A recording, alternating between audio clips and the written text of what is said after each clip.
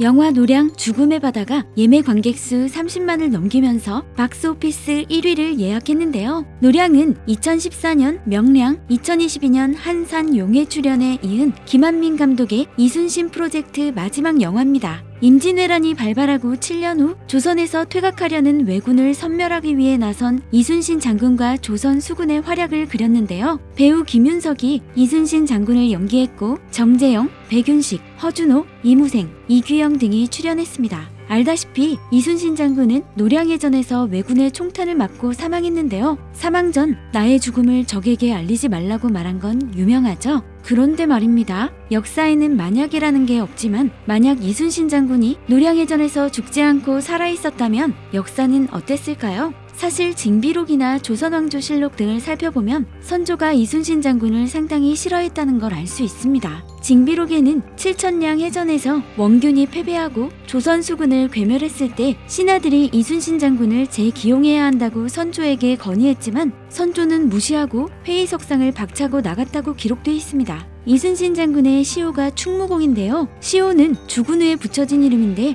충무공이라는 시호는 무관으로서 상당히 많은 활약을 한 사람에게 붙이는 시호로 조선시대에는 9명밖에 없었습니다. 문제는 이순신 장군에게 충무공이라는 시호를 붙인 게 1643년 즉 인조 때 붙여진 시호입니다. 진주대첩의 김시민도 1702년에 충무공이라는 시호가 붙었습니다. 즉 선조 때 시호조차 붙지 않았다는 건 그만큼 선조가 이순신 장군이나 임진왜란에서 활약한 장군들에 대해 별다른 대접을 하지 않았다는 걸 의미하는데요. 게다가 당시에는 동인 서인으로 붕당 정치가 시작됐는데요. 근데 동인은 유성룡을 중심으로 한 남인과 이사내를 중심으로 하는 북인으로 갈라졌습니다. 알다시피 광해군 때는 북인이 집권 시기였다는 점에서 유성룡과 친분이 있는 이순신 장군에 대해 북인 세력은 싫어했을 것으로 추정됩니다. 왜냐하면 북인은 유성룡을 상당히 싫어했습니다. 즉 이순신 장군이 만약 살아있었다면 선조 때 숙청되거나 광해군 때 북인 세력에 의해 제거됐을 것으로 보입니다.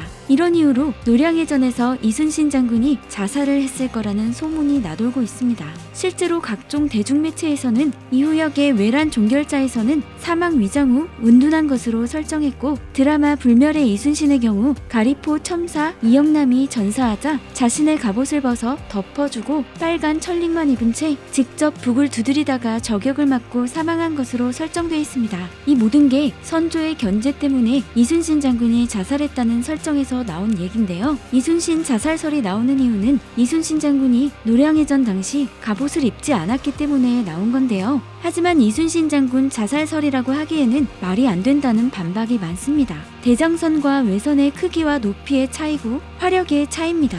임진왜란 당시 조총의 실질적인 사거리는 40에서 50m고 최대 유효 사거리는 100m 이하였습니다. 또 왜군의 군선은 조선 수군의 대장선보다는 낮은 선박이었습니다. 즉 가까운 거리에서 조총을 쏴야 하고 또 낮은 곳에서 높은 곳을 향해 쏴야 한다는 걸 의미합니다. 그리고 파도가 높고 배가 흔들리기 때문에 정확하게 저격하는 건 불가능합니다. 무엇보다 조선 수군의 대포 화력이 상당히 크기 때문에 외선이 조선 수군의 화력을 피해 근접해서 이순신 장군을 향해 조총을 쏜다는 건 결코 쉽지 않습니다. 다만 징비록에는 이순신 장군이 왜군 탄환을 맞고 전사했다고 기록되어 있습니다. 따라서 유탄을 맞았을 가능성이 매우 높습니다. 그건 외선이 조선 수군의 대포를 쏘기 전 빠르게 접근해 대장선에 올라탄 후 백병전을 벌이는 과정 속에서 왜군이 쏜 탄환에 이순신 장군이 맞았을 가능성이 매우 높습니다. 이순신 장군 자살설이 나오는 이유는 워낙 선조가 이순신 장군을 싫어했고 후세에는 이순신 장군이 돌아가신 것에 대해 안타까워서일 것으로 해석됩니다. 즉 이순신 장군이 노량해전에서 살았다고 해도 아마도 정치적 공방의 희생양이 됐을 것으로 보입니다. 구독, 좋아요, 알림 설정, 그리고 댓글 달아주세요.